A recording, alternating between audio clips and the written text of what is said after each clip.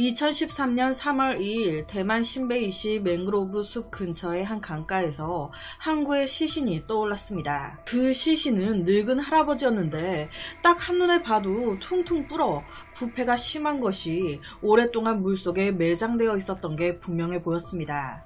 처음에 경찰은요, 노인이 근처 강 위 다리 건너가다가 발을 헛디뎌 물속에 빠졌나 보네 라고 대수롭지 않게 생각했어요. 그런데 시신이 발견되고 얼마 되지 않아 또다시 비명소리가 들려옵니다.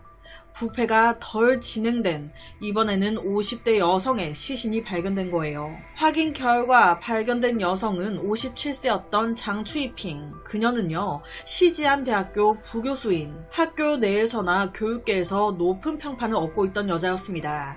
그렇다면 전에 발견된 할아버지 시신은? 그는요, 다름 아닌 78세였던 그녀의 남편 첸지푸, 그러니까 부부가 쌍으로 사망한 채 발견된 거예요.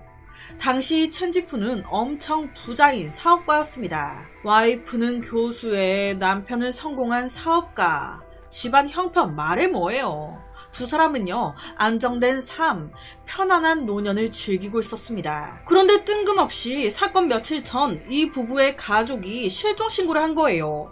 엄마 아빠가 증발하듯 사라지셨다고. 그 후에 이렇게 시신으로. 앞서 언급했지만 경찰은 이 부부가 산책하다가 발을 헛디뎌 물 쪽으로 떨어져 사망했구나 라고 생각했습니다. 그런데 이 시신 상태가 조금 이상한 거예요. 이 아내 장추이핑과 남편 첸지푸, 이 두 사람의 입과 얼굴에 긁힌 자국이, 목과 가슴에 칼에 찔린 자국이, 등과 폐 깊이 6cm의 깊게 찔린 상처가 3, 4개나 발견됐습니다. 이게 뭘 말하는 겁니까? 나 살해당했다를 말하는 거 아닙니까? 당시 장추이핑은 1년 내내 학교에서 학생들을 가르쳤습니다. 대인관계, 원한관계 뭐 딱히 없었어요. 도대체 누가 그녀의 남편까지 죽인 걸까? 이 시신이 발견되기 약 3주 전 2013년 2월 18일 대만 베이터우의 한 은행 직원이었던 샤오이는 이날 이상한 고객을 만납니다. 여자가 딱 와가지고는 통장 하나를 쓱 내밀면서 안에 있는 돈을 다 인출하고 싶다고. 그런데 여기서 이상했던 게 통장을 딱 조회해보니까 통장 주인의 나이와 이름이 나오는데 나이가 50대 이상인 거예요. 그런데 내 눈앞에 있는 이 여자는 딱 봐도 훨씬 어려 보이는데? 목소리도 그렇고. 그래서 이때 직원이었던 샤오이가 신분증 확인을 요청한 거예요. 그랬더니 이 여자가 오만 핑계를 대면서 신분증을 안 줘. 느낌이 딱 오죠? 당신 이 통장 주인이 아니구나. 뭔가 이 직원인 샤오이가 이상함을 감지한 것 같으니까 심장이 막 벌렁벌렁 거린 건지 이 수상한 여자는 우물쭈물 하면서 빨리 자리를 떴다고. 샤오이는 이때 이 일을 대수롭지 않게 생각하고 있었어요. 그런데 딱 일주일 정도 더 지난 2월 27일 샤오이가 우연찮게 장추이핑의 실종 소식을 보게 된 겁니다. 그때 이상한 여자가 가지고 왔던 통장, 그 통장 속의 이름이 저 여자 이름이었는데? 사람 촉이 있잖아요. 소름이 쫙 돋으면서 바로 경찰에 신고를 했던 겁니다. 은행 CCTV를 확인하기 시작한 경찰, 바로 수상한 여자 하나 발견합니다. 그런데 이 여자 은행에 온 게 처음이 아니네. 이 여자가 장추이핑 부부 살해 전후로 3번이나 왔다 간 게 확인된 거예요. 우선 제일 처음 이 여자가 은행에 나타난 날은 2월 5일. 이때 이 장추이핑 부부 실종 신고 안 되어 있었습니다. 이때 장추이핑 해외로 출장 중이었어요. 그리고 남편 첸지푸는 집에 머물고 있었습니다. 그런데 웃긴 게 2월 5일 이때 이 수상한 여자 은행에 떡하니 나타났는데 해외 출장 중이었던 장추이핑의 통장 카드를 가지고 있네. 뭐지? 보통 자기 통장이나 카드 이런 거 진짜 믿을 만한 사람 아니면 남한텐 잘 안 주잖아요. 이 여자 뭔데 장추이핑의 통장과 카드를 가지고 있지? 이때 이 여자는요, 통장에 있는 돈 인출하려고 시도하는데 실패합니다. 그래서 그냥 돌아가요. 그리고 약 2주 뒤인 2월 18일 다시 나타난 거예요. 이때 직원 샤오이 이상함을 느꼈죠. 결론은 또 실패하고 그냥 돌아갑니다. 그리고 다시 10일 정도 뒤인 2월 27일 정오. 이번에는 직원이 있는 은행은 안 되겠다 싶었던 건지 ATM 기계로 가요. 통장 넣고 돈을 빼보려고 시도하는데 비밀번호 5번 틀렸어. 그래서 오류로 카드 통장 다 막힙니다. 이거 어떡해요? 빼박으로 은행 가야 되는 상황이 된 거예요. 그래서 다시 은행 가요. 비밀번호 바꾸려고. 그런데 여기서 또 다른 직원한테 수상함을 걸린 거예요. 이 여자 도대체 뭐야? 여기서 주의 깊게 보셔야 될 게 장추이핑 부부가 마지막으로 목격된 날은 2월 16일로 확인됐습니다. 이 이후에 시신이 발견된 3월 2일까지 이 부부를 본 사람 없어요. 그런데 이 여자는 2월 18일 그리고 27일 날도 장추이핑의 통장과 카드를 들고 나타났습니다. 아니 너 누구냐? 경찰은 이 부부의 주위 사람들부터 차근차근 조사하기 시작했습니다.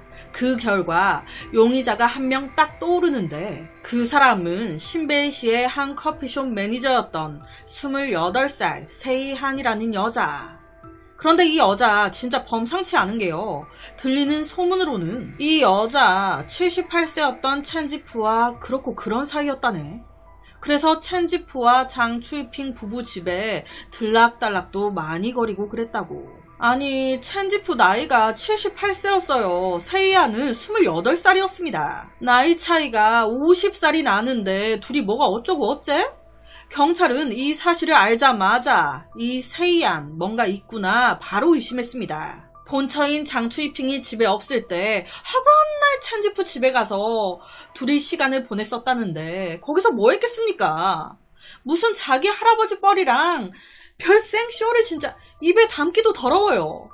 아니 웃긴 건요. 지금 이 할아버지 첸지프 자기 본처인 장추이핑과도 나이 차이가 많이 나요. 장추이핑 57세, 자기는 78세였습니다. 둘 사이 나이 차이만 20살이 나요. 그런데 지금 그보다 더 어린 50살 넘게 더 어린 자기 손주뻘과 뭐 하는 거야? 더 기가 차는 게 뭔지 아세요? 이때쯤에 첸지프가 그랬대요. 이 부적절한 관계를 유지하기 위해서 세이안을 자기 수양딸로 삼을 예정이라고. 그런데 여기서 더 놀라운 건 이 세이안 남자친구가 따로 있었다는 겁니다. 결혼 준비하고 있었대요. 이 여자가 자기 남자친구 따로 있으면서 물주로 스폰처럼 78세 자기 할아버지 뻘 하나 잡아가지고 몸대주고 그러고 있었던 거예요. 이 할아버지는 또 젊은 여자가 들이대니 눈가에 돌아서 좋다고 허허허 그러고 있었던 거고요. 탐문 수사를 진행하던 경찰은 세이안이 일하고 있었던 커피숍의 한 직원으로부터 중요한 증언을 하나 듣게 됩니다. 2013년 2월 16일 부부가 마지막으로 목격됐던 그날 밤에 점원이 카페에서 세이안이 의식 없이 축 처져 있는 이 장추이핑 부부를 차에 태우고 가는 모습을 봤다는 거예요. 자, 아내 장추이핑, 첸지프 모두 강과 그 근처에서 시신으로 발견됐죠. 시신 상태와 유기 장소로 봤을 때 아무래도 두 사람은 모두 동일범에 의해 살해, 강에 유기된 걸로 보였습니다. 그런데 이들의 살해 시점으로 추정되는 16일, 세이안이 이 부부를 자기 차에 태우고 이동했다. 부검했을 때 이 두 사람의 폐에 물이 많지 않았습니다. 입과 코에 흙도 많지 않았어요. 이게 뭘 말하냐? 두 사람이 죽은 후에 강에 던져졌다는 거예요. 세이안이 죽였나? 그렇다면 왜? 아니 생각해보세요. 자기 물주였던 첸지프를 죽여버리면 자기한텐 솔직히 득이 될 게 없을 것 같은데. 그리고 두 사람을 죽였다면 이 여자가 두 명을 죽이고 강가에 시신 유기까지 혼자 다 했다고? 이게 가능할까요? 이 사건의 전말이요 정말 기가 막힙니다. 자, 앞서 언급했지만 첸지프와 세이안 둘이 불륜을 저지르고 있었어요. 그리고 세이안이 본처 없을 때 첸지프 집을 들락달락 거렸죠. 그런데 문제는 이 본집에 본처인 장추이핑의 보석이 가득해. 이 첸지프가 안에 없을 때면 세이안한테 자, 여기 보석 중에 하나 가지고 싶은 거 가져가. 그래서 이때마다 세이안이 장추이핑 보석을 야금야금 몇 개씩 가져가곤 했었다는 거예요. 그러다가 욕심이 난 겁니다. 저거 다 내 거 될 수 있는 거 아니야. 내가 저 영감탱이만 잘 구슬려 둘이 이혼하게 만들거나 끝내게 만들면 저거 다 내 거 아니야.